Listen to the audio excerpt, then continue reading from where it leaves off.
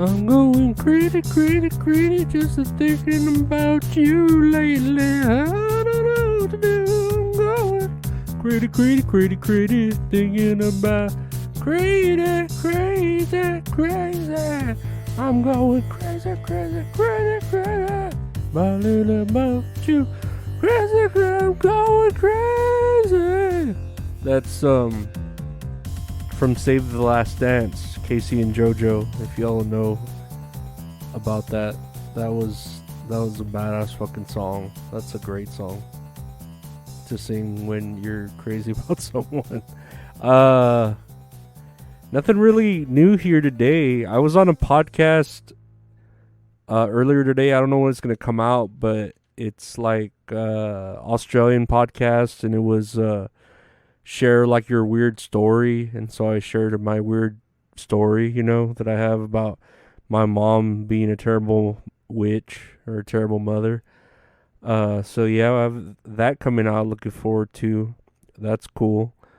Otherwise, I mean, things have been the same. It's another week of just here chilling, applying for other jobs, stuff like that, getting through school. But we'll look at the news here, and it's a shame. Paul Ruebens, the actor best known as Pee Wee Herman, dies at 70.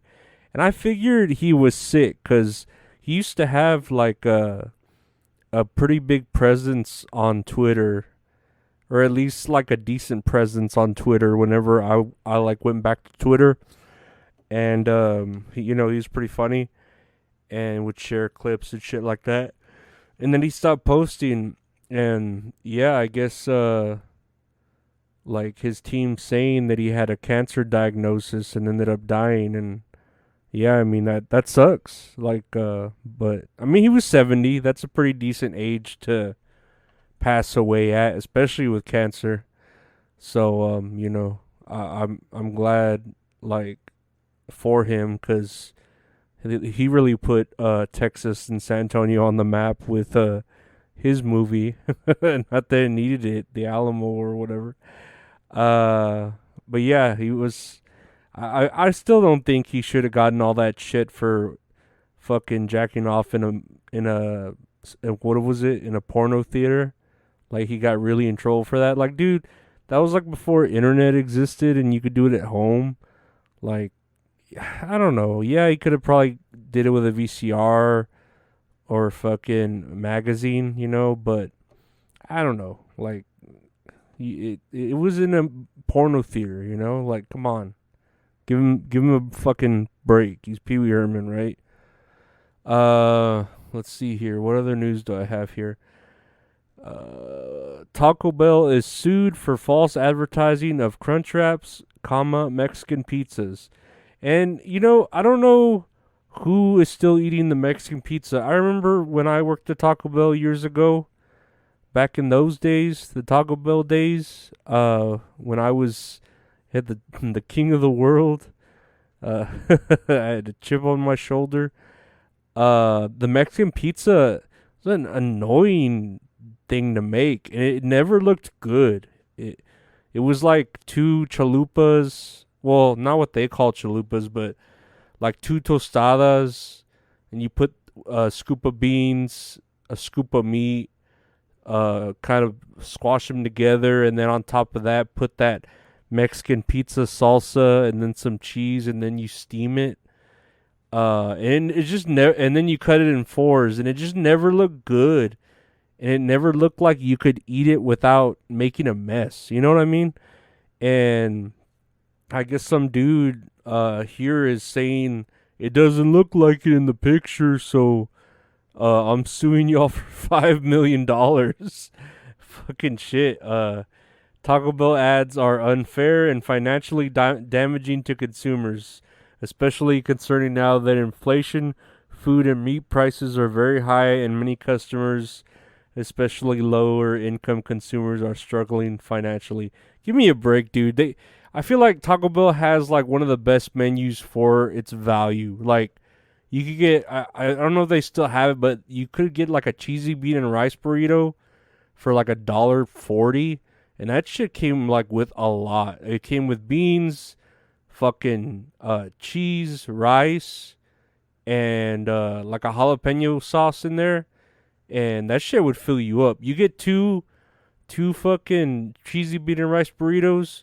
You go home and like if you have like leftover meat or something, or you want to throw like like some sort of a protein in there, but you can just eat it like that. Those will fill you up. That's it, and that's like $3 right there, maybe 3.50. So don't be talking shit about their value menu. You're the one that's buying like the expensive, stupid shit, like the crunch wrap that is still a bitch to make. The tortillas were never big enough to fold the crunch wrap properly, and I remember when the crunch wrap launched. I was working for Taco Bell when the crunch wrap launched, and it was I don't know, like new technology. Look at this new item, the crunch wrap. You can hold it, all the ingredients stay in it and all that. And they had to teach us how to fold it and grill it and shit. But I was never good at fucking folding crunch wraps and all that bullshit. They would always fall apart. I fall apart reasons, and I don't know why. It's all because we're all afraid to die. And if you think you run the inside out till you don't know what to do, fall apart. But yeah, if you're buying crunch wraps or Mexican pizzas, you have too much money. Like, buy the value menu shit or buy the grilled stuffed burritos. That's where you get like your fucking your buck. That's where your buck gets counted, But yeah, that's all I gotta say. That's all I gotta say about that. Where's this next piece of news? What the fuck? It would like opened up in a new window. Blue blood from horseshoe crabs is needed for medicine, but a declining bird relies on crabs to eat also. So like that weird crab, horseshoe crab that looks like a bunch of army helmets on the beach of Normandy. I guess it has a particular blue blood that we use in a certain medicine. What does it help with? It's used by drug and medical device makers to test for dangerous impurities in vaccines, prosthetics, and intravenous drugs.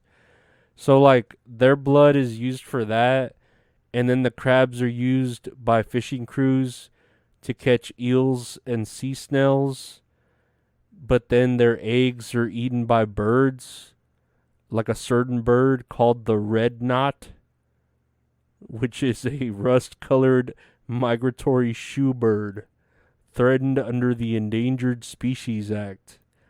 I guess. I mean, I don't know why we gotta save every fucking bird. Like, you know what I mean? We have enough of another bird.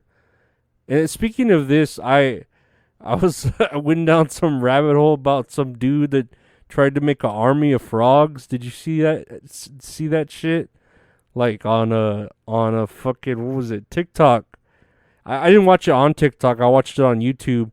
But apparently this dude like put like 1.4 million frogs into a lake, and he essentially like breeded them, in a man-made like creek, and they were just all over the neighborhood after they fucking got bigger. And he's only like 3 months in, but they're already like on land, and the whole neighborhood is kind of just being taken over by these frogs, and that's what happens when you do that. It's like if they become an invasive species, this shit's like on biblical proportions, like frogs. And I've seen that shit with I don't know if it's a cricket, because I remember, man, when I worked at my old grocery store, like the different store, there was like a cricket that would like just be everywhere. Like a cricket that would just be jumping into the store.